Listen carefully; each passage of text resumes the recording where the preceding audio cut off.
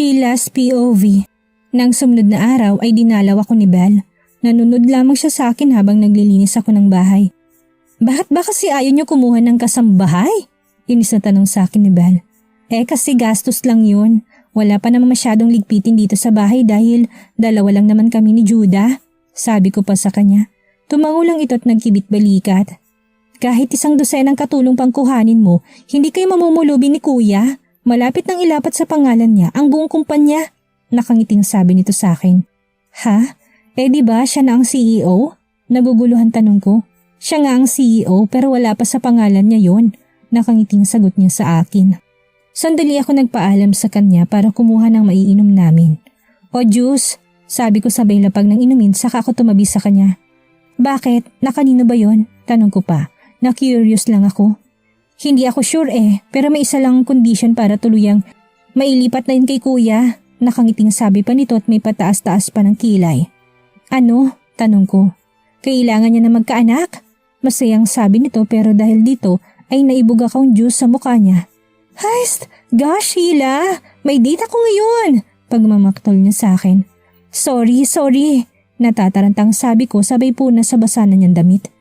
Humiram ka na lang muna ng damit sa akin. Suwestiyon ko pa. Nakasunod na umakyat sa akin si Belle.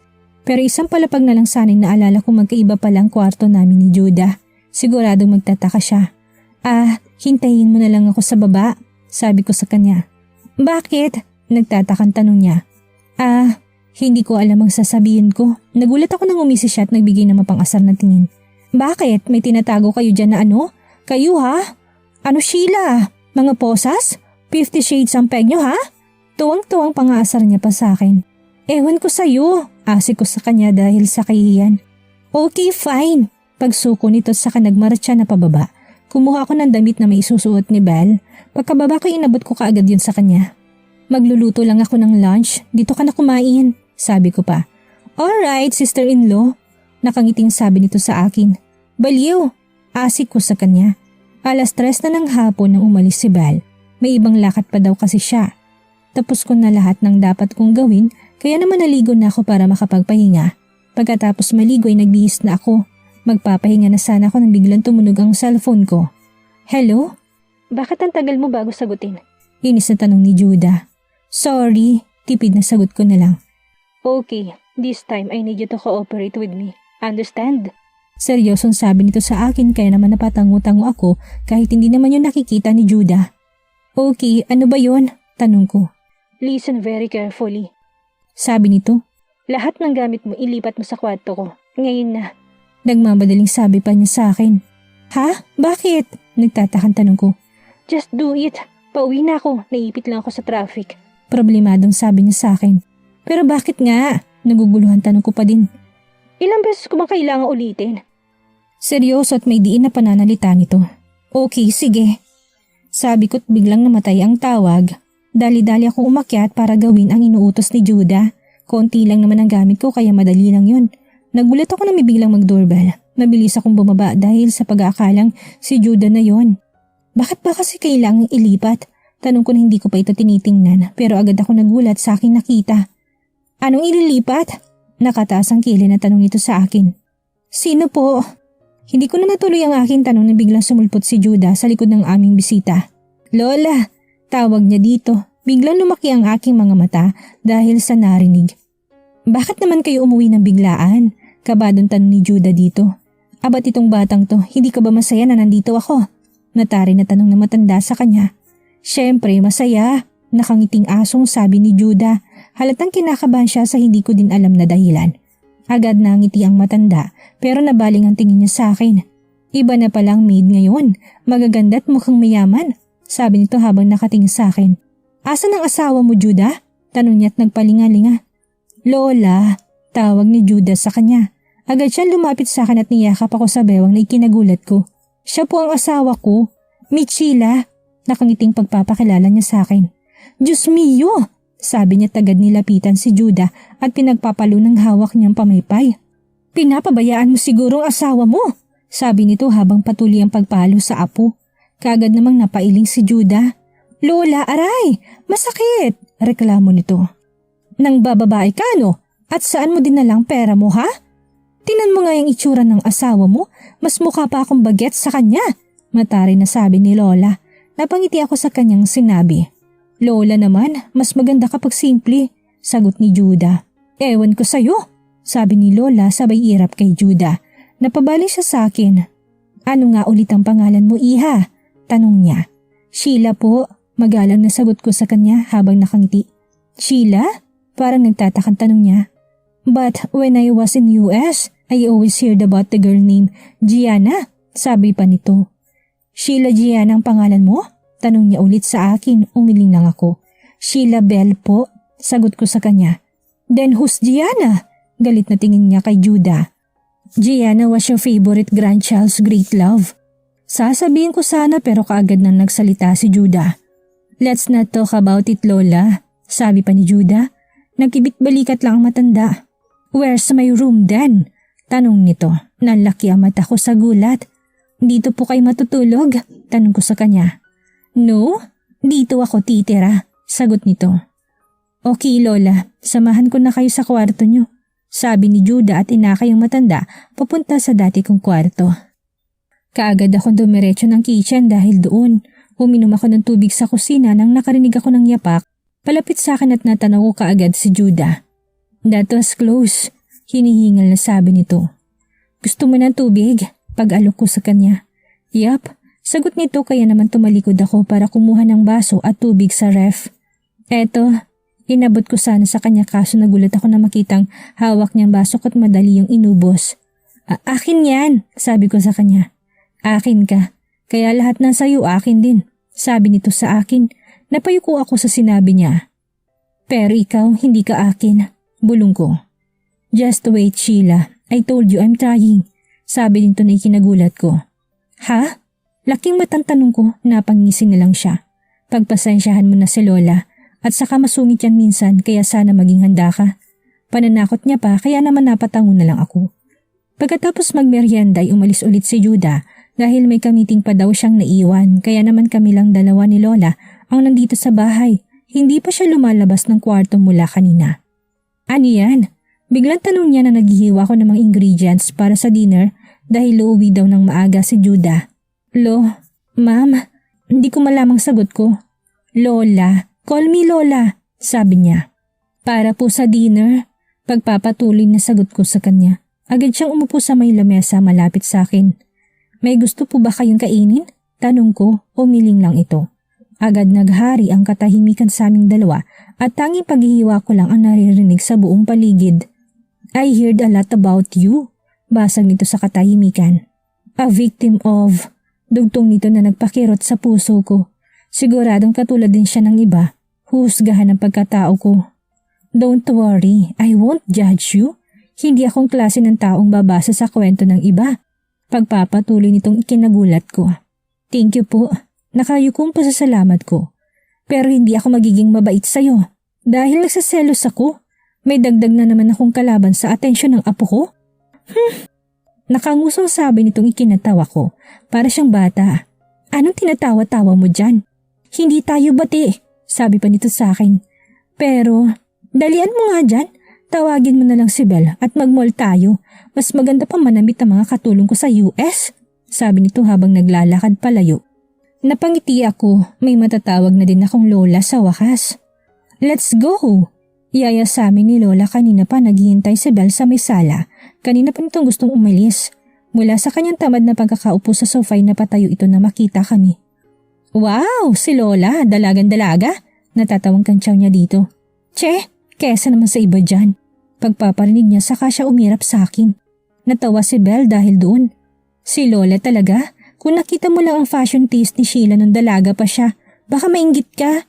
Pangasar pa niya dito kaya naman napanguso na lamang ako para pigilan ang pagngiti. Dahil sa aking inaakto, ay pinanlakihan ako ni Lola ng mga mata. I don't care. Tara na't gawin na nating tao yung sister-in-law mo. Inis na yaya niya sa amin bago siya naunang nagmarcha palabas ng bahay. Napangiti si Belle at napailing-iling. Si Lola talaga? Anong akala sa best friend ko? Wild animal? Natatawang tanong ni Belle pagkatapos ay nginisihan ako. Pabiro ko siyang hinampas sa kanyang braso. Shh, tara na daw. Natatawang suway ko sa kanya. Kaagad siyang umirap sa akin.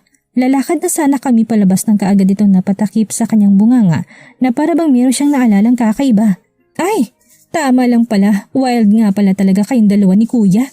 Natatawang pangasar niya pa sa akin. Sinamaan ko siya ng tingin pero hindi ito natinag. Patingin naman ng mga poses niyo oh. Pagpapatuloy pa niya bago siya napahalakak. Buong akala ko'y tapos na siya pero nagtaas pa siya sa akin ng kilay. Ano pa bang meron doon? Pahabol pa niya sa akin. Mabilis ko siyang hinampas sa kanyang braso. Nakakadiri ka, Belle. Yung bunganga mo. Nahihiyang suway ko pa sa kanya. Natigil lamang ang pang-aasara namin ng sumigaw sa lola mula sa labas. Girls, tara na! Napasuntok si Belle sa hangin na kaagad ng makabawi. Yes, bibili na naman niya ang buong mall. Natatawang sabi pa niya sa akin bago siya nagmamadaling lumabas ng bahay. Napanguso ako habang nakatingin sa pintuang nilabasan niya. Parang siya hindi. Naiiling na sabi ko na lamang sa kawalan. Hindi ko na sila napigilan pa pagdating namin sa mall kung saan-saan silang butik pumasok. Halos hindi ko na sila masundan. Ako na lamang ang nakaramdam ng pagod para sa kanilang dalawa. Pumasok sila sa isang shoe salon. Panayang hingi ni Belle ng size niya sa sales lady. Tahimik lamang kung tumingin doon. Come on Sheila, pumili ka na. Pagtutulak ni Lola sa akin agad ko lamang din tinanggihan. Pero sa huli wala na akong nagawa nang siya na mismo ang humingi ng size ko sa sales lady. Napangiwi ako na ipasubok na sa akin na may kataasang heels.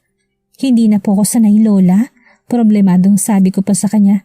Pilit kong tinatanggihan yun pero pinanlalakihan lamang niya ako ng mga mata. Isa? Pagbabanta niya sa akin. Napakagatlabin na lamang ako't pagod na yumuko. Sinukot kong binigay niyang sapatos sa akin at nang makitang kasya yun sa akin na napangiti siya. Kaagad niyang tinanguan ng sales lady. Good, kukunin namin yan. Naiilang ko yung hinubad sa aking paa. Hindi ko alam kung saan ko pwedeng gamitin ang ganong kataas na sapatos.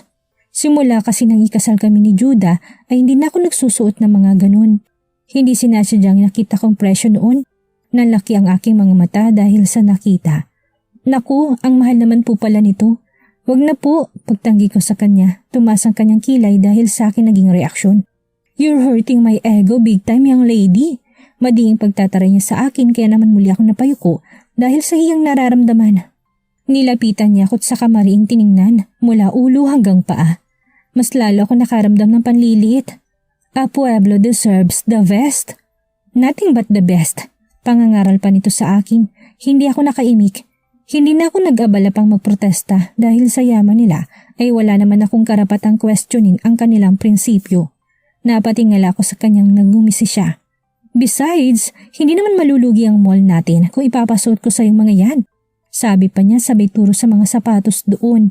Kaagad na nalaki ang mga mata ko. Halos hindi ko maabsorb ang kanyang sinabi. Inyo po itong mall? Nauutal na tanong ko, napatawa siya. Hindi inaasahan ang aking naging reaksyon. Isa lang ito sa mga mall nating Sheila. Sabi pa niya na tuluyang napanganga sa akin. Nagulat na lamang ko nang lapitan niya ako't hawakan niyang aking balikat. Natin Sheila, natin. Madiing pagpapaintindi niya sa akin. Sa pagkakasabi niya noon ay gusto niyang ipamukha sa akin na parte talaga ako ng kanilang pamilya. Kaagad na rumihistro ang ngiti sa aking mga labi. Nakakagaan na loob ang sinabi niyo ni Lola, sobrang saya ko. Naramdaman ko ng pananakit ng aking paa dahil sa kanina pa namin ginagawang paglakad. Hindi ko nga maiwasang hindi mag-alala kay Lola dahil sa edad niyang yan ay mas mukha pa siyang malakas kaysa sa akin. Halos lahat ng store na pasukan namin na hindi kami pwedeng lumabas na walang bitbit. Tama nga sinabi ni Belle kanina, mukhang balak talagang bilhin ni Lola ang buong mall in the first place ay sa kanila talaga. Hindi na sana ako magre-react sa susunod nilang papasok ang store pero nakaramdam ako ng hiya nang tingnan nila akong dalawa. Kakaibang mga ngiti nila na para bang may binabalak silang hindi maganda. This is the most important Sheila. Giit pa ni Lola sa akin sa kanya ko hinila papasok doon. Nang mahimigan niya nag-aalinlangan ako pumasok. Isa yung store ng sikat na mga lingerie. Mas lalo nag-init ang aking mukha nang makita kong ngisi sa mukha ni Belle. Kinawit niyang kanyang kamay sa akin. Tara na wild girl. Pangasar na hila pa niya sa akin. Kaagad ko siyang binulungan. Takot kasi ako magprotesta sa harapan ni Lola dahil siguradong susungitan naman ako noon. Ayoko niyan. Pagtanggi ko sa kanya at pilit na humihingi ng tulong na huwag na kami bumili ng kung ano doon. Pinanlakihan niya ako ng mata. Lagot ka kay Lola. Pananakot pa niya sa akin. Kaya naman wala na akong nagawa kung hindi sumama sa kanila sa loob at makitingin. Panay silang pili ng dalawa para sa akin. Napapangwi naman ako sa mga pinapakita nila. Huwag to, masyado maiksi. Pagrereklamo ko't padabog na binalik kay Belle ang kulay pulang lingerie na pilit niyang inaabot sa akin. Inirapan niya ako at kulang na lang ay mambatok na siya dahil sa sobrang pagkainis. Gaga, ganyan talaga yan. Asik niya sa akin kaya naman mabilis ko siyang sinimangutan. Tung babaeng to. Hindi rin mapigilan ang bunganga minsan. Narinig ni Lola ang aming naging pagtatalo kaya naman mabilis siyang lumapit sa amin. Aba Sheila, huwag kang lolosyang-losyang. Hindi mo na alam ang panahon ngayon. Pananakot pa sa akin ni Lola. Pero kasi po, pagpoprotesta ko pa sana pero hindi na nila ako pinansin pa. Hindi sila nagpapigil ng pagpili para sa akin kahit ilang beses ko pang sabihin na hindi ko naman yun maisusuot. Dahil hindi ko talaga kaya. Sobrang nipis noon ay isipin ko pa lang na isusuot ko yun sa harapan ni Judah ay hindi ko na kayang gawin. Tawang-tawa sa Lola sa pangiwi ko sa tuwing may pinapakita siya sa akin. Ganyan talaga? Hindi lang dapat tayo naghihintay. Kailangan din natin gumawa ng moves paminsan-minsan. Pangaasar pa niya sa akin kaya naman napapayuko na lang ako minsan. Nang matapos na kami ay kaagad din kaming lumabas patungo sa parking space. Habang naglalakad ay panay pa din ang pangaral at kwento sa amin ni Lola. Naalala ko nga noon, kung hindi pa ako ang gumawa ng paraan hindi namin mabubuo sa first night namin ang tito Larry niyo. Natatawang kwento niya at tinutukoy ang kanyang panganay na anak. Lola? Natatawang suway ni Belle sa kanya. Nalaki mga mata ni Lola dahil sa pagprotesta ng apo. Ay bakit? Nagtatakang tanong niya dito. Humaba pang nguso ni Belle at bahagyang napairap. It's between you and Lolo lang. Sige ka, baka dalawin ka nun. Pananakot pa niya dito. Imbis tuloy na matakot ay napangisi pa si Lola. Eh di maganda, hihiramin ko munang isa sa mga lingerie ni Sheila. Mapang-asar na sagot pa niya sa apo kaya naman napatawa ko. Yak! Tili ni Belle nang maisip ko anong gustong iparating ng kanyang lola. Nauna na itong nagmarcha pabalik sa sasakyan. Itong batang to, suway nito sa apong malayo ng narating dahil sa bilis ng paglakad. Mahina na lamang akong natawa pero nagulat ako nang bigla na lamang akong nihinarap. At ikaw naman, huwag kang parang toad dyan. Pagbabanta pa nito sa akin, nailing na lamang ako tipid siyang nginitian. Late na rin kami na makarating sa bahay. Nagulat na lamang ako nang makitang may mga nakahanda ng pagkain sa dining. Nalaman kong si Lola nagpahanda noon sa isa sa mga kasambahay mula sa mansyon habang nasa mall kami.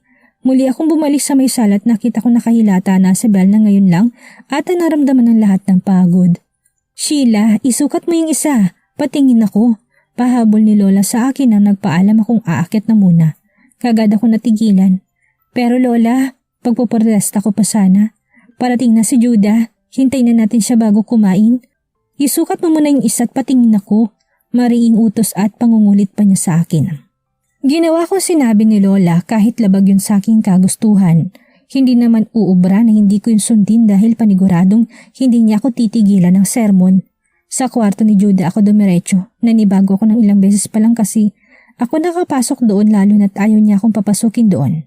Nakaramdam ako ng kaba nang muling pumasok sa aking isipan na doon ako matutulog mamaya kasama siya.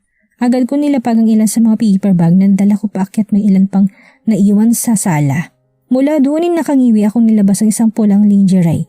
Hindi ako sanay na magsuot ng ganoon lalo na't pantulog ay nakapajama lang ako at tinernohan ko lang ng t-shirt o kaya minsan ay sando.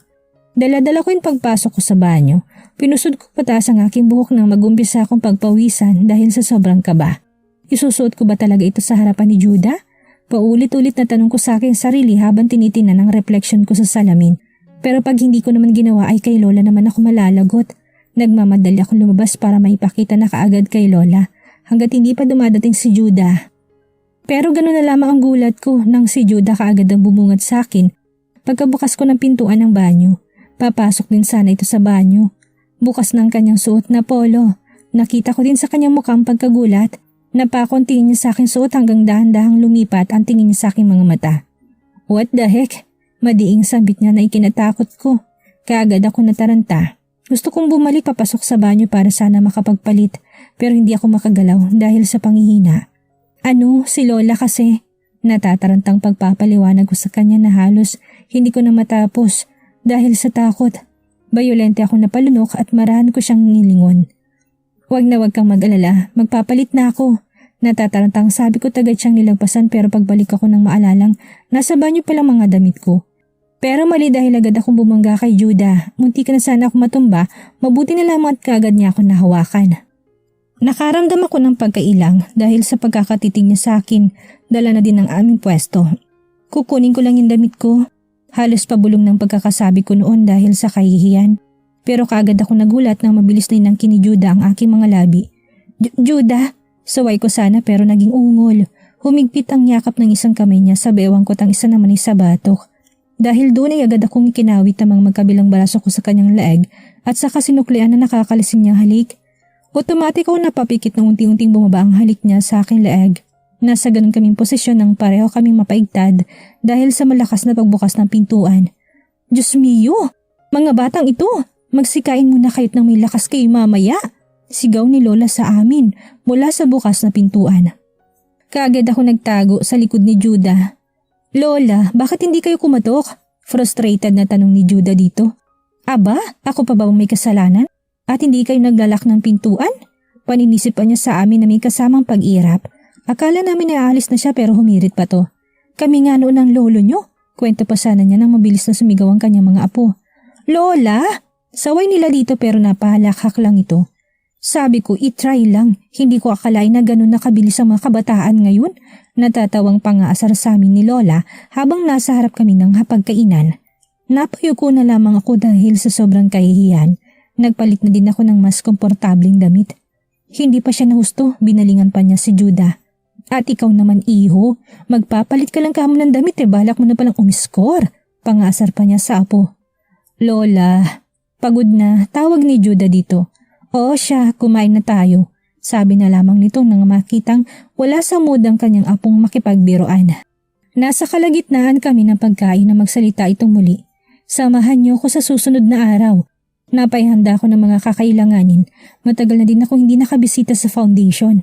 Kwento pa niya sa amin kaya naman marahan kaming tumango sa kanyang hiling. Pagkatapos ay bumaling din ito kay Bal. Sabihan mo din ng Kuya Axel mo na sumama sa atin. Utos niya sa apo pero napanguso lamang to. Busy po yun, tamad na sagot niya. Nginisihan siya ni Lola. Pag ikaw ang nagyaya, hindi busy yun.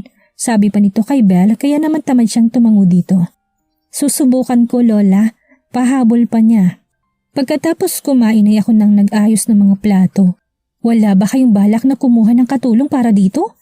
Nagtatakang tanong ni Lola nang mapansin niya akong gumagawa ng lahat ng gawaing bahay. Hindi naman na po kailangan, magaan naman po mga gawain dito sa bahay. Kung minsan po'y pareho naman kaming wala ni Judah dito. Paliwanag ko pa sa kanya, napatingin siya sa kamay ko. Buti at hindi gumagaspang yung kamay mo, kakahugas iya. Puna pa niya sa akin, umiling ako't sasagot pa lang sana nang kaagad siyang magtanong ulit. Don't tell me, ikaw din ang naglalaba. Hindi makapaniwala ang tanong pa niya sa akin.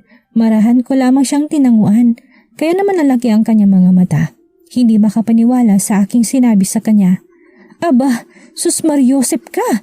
Ang mga katulong ko nga sa US, halos sumilata na lang. Pagyayabang pa niya kaya naman napangiti na lamang ako. Akala ko ay titigil na si Lola, pero humilig pa ito sa akin para bumulong. Maganda yung suot mo kanina, bagay na bagay sa'yo. Sabi pa niya kaya naman muli akong parang kinilabutan nang maisip ang kaperasong tela na yun. Napangiwi ako. Lola, mas komportable po kasi ako kapag nakadamit. Sagot ko sa kanya. Napaigtad ako ng pabiro ako nitong kurutin sa aking tagiliran. Aray po Lola, pagdaing ko sa kanya. Ano tingin mo doon sa lingerie? Nakahubad? Dapat nga hindi ka na nagdadamit pag nasa kwarto kay ni Judah. Makulit na sabi pa niya sa akin kaya naman humabang nguso ko. Lola naman, nahiyang suway ko sa kanya. Napairap siya. Abay, kanina niyo pa ayaw marinig ang mga kwento ko. May pagtatampo ng puna niya dito.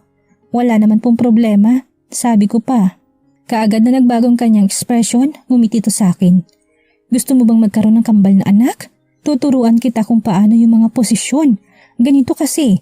Hindi ko na siya inayaan pang ituloy yun, kaagad ko na siyang pinigilan. Lola, tama na po. Pakiusap ko't kaagad na nagtakip sa aking magkabilang tenga. Tawa ito ng tawa dahil sa aking ginawa. Ituturo ko nga sa'yo, gate pa niya. Mabilis akong umiling sa kanya at sinubukang tumakas kaya naman nagmadali akong lumabas ng kusina para makaakyat na. Binilisan din niyang lakad para maabutan ako. Naku, wag na po Lola, sabi ko pa sa kanya pero nagpatuloy pa din siya sa pagsunod sa akin. Naku, ingat po kayo sa pag-akyat. Nag-aalalang sabi ko dahil patuloy pa rin siya sa walang ingat na pag-akyat sa hagdan. Gusto mo bang 2 babae o 2 lalaki? O gusto mo tig-isa? Patuloy pa niyang tanong niya. Good night na po Lola. Nakangiting aso nang magpaalam ako sa kanya. Mabilis akong pumasok sa kwarto ni Judah. Habol ko ang aking hininga habang pagod akong napasandal sa likod ng pinto. Pumunta ako sa cabinet at kumuha ng kumot. Umalis ulit si Judah para ihatid si Belle pauwi hanggang ngayon ay wala pa siya. Kumuha din ako ng unan at dumiretso sa may sofa niya. Sofa bed naman ang dito kaya ayos na sa akin. Binuksan ko muna ang TV at humiga. Naglipat ng channel pero wala akong nagustuhan. Tumayo ako at naghanap ng mapapanood na videotape. Nakakita ko ng isa't nakadikit yung sticky note. My other half. Na-curious ako dahil sa nakalagay kaya naman kinuha kong CD at sinalang yun sa CD player. Kaagad ko narinig ang isang pamilyar na kanta sa background music. Di ikaw ang manganak? Sigaw ng isang babae sa video.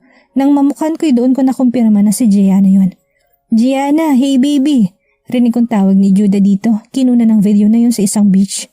Si Judah ang may hawak ng kamera habang panin naman ang takbo ni Gianna palayo sa kanya. Rinig na rinig ko ang tawanan nilang dalawa. Sobrang saya nila. Okay na ba sa yung 4? Natatawang tanong pa ni Judah dito. Hindi ko mapigilang hindi masaktan. Finokus ni Judah sa kanyang mukha. Okay, nakangising sagot niya dito. Ramdam na ramdam kong saya ni Judah sa likod ng kamera. Yes! Pagsigaw pa niya sa tuwa.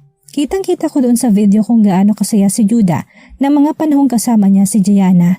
Hindi ko pa siya nakita o narinig na tumawa ng ganoon kapag kasama niya ako. Pinunasan ko mga luhang kumawala sa aking mga mata. Kahit ang sakit-sakit ay hindi ko magawang ialis ang aking mata sa video. Nagpapalitan na sila ng mga halik at kitang-kita ko sa mga mata ni Judah ang kasiyahan niya. Napatulala na lamang ako sa kung saan habang inaalala ang lalagayan ko sa mga panahong iyan. Pero agad ako napapikit at kinondisyon ng aking sarili. Masaya na ako naging masaya siya. Yun na yun, ayaw ko manumbat. Nagulat ako nang bigla itong magsalita sa aking gilid. Hindi ko napansin ang kanyang pagdating. Sino nagsabi sa'yong galawin mo mga gamit ko? Matigas na tanong niya sa akin. Kaagad ako nakaramdam ng takot. Mabilis ako napatayo. Sorry. Natatarantang sabi ko at saka ako mabilis na lumipat sa may CD player para patayin ng video. Pero bago pa man ako makarating doon ay naunahan ako ni Judah. Nalaki ang aking mga mata at imbis na ibalik sa lalagyan ay tinapon na niya yun sa basurahan. Bakit? Hindi na natuloy ang akin dapat sanang itanong. Hindi pa din ako makapaniwala sa kanyang ginawa. Maring niya akong hinarap. Seryosong kanyang mukha. Bakit ka umiyak?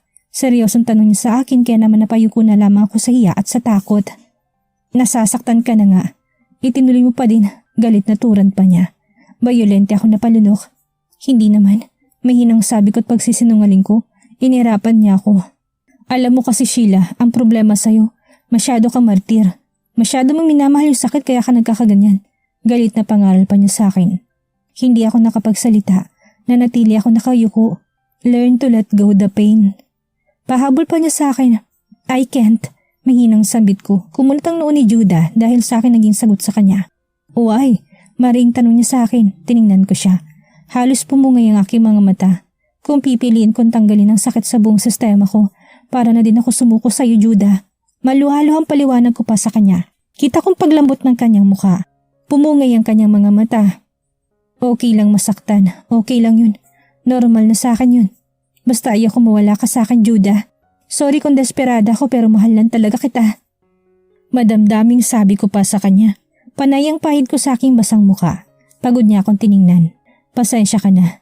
Hindi ko pa kayang suklian ngayon yan. Kalmadong sagot niya sa akin kaya naman napatango-tango ako. Alam ko naman. Kaya ko naman maghintay. Sagot ko pa sa kanya. Napatango si Judah. Matulog na tayo. Seryosong utos niya sa akin. Kaagad kong tinurong sofa. Dito na ako sa sofa hihiga. Sabi ko pa sa kanya dahil ayoko namang maistorbo pa siya sa higaan niya. Umiling to. Doon ka matutulog sa tabi ko. Matigas na sabi niya sa akin at sa kanya hinilang kamay ko para hilahin ako papunta doon. Wala na akong nagawa ko hindang gumapang pahiga sa kama ni Judah. Ramdam ko pa din ang kaba dahil magkakatabi ko siya. Na matutulog ngayon. Pagkahigay mabilis akong tumalikod ng higa sa kanya. Naramdaman kong paglundo ng kama dahil sa paghiga niya. Humarap ka sa akin. Maring utos niya sa akin. Bayolente ako napalunok bago ko sinunod ang kanyang inuutos. Halos maduling ako dahil sa lapit ng mukha naming dalawa. Titig na titig siya sa akin. Marahan ako napapikit ng haplusin niyang aking pisngi. Dahan-dahan niya nilapit ang kanyang labis sa akin. Buong lambing niya ang inangkin yun. Hindi nagtagal ay tumigil din siya at muli niya akong tinitigan. I felt it. Paus na sabi niya na ipinagtaka ko. Ang alin? Tanong ko sa kanya. Your pain, and I'm sorry for that. Malumanay na sagot niya sa akin bago niya ako niyakap.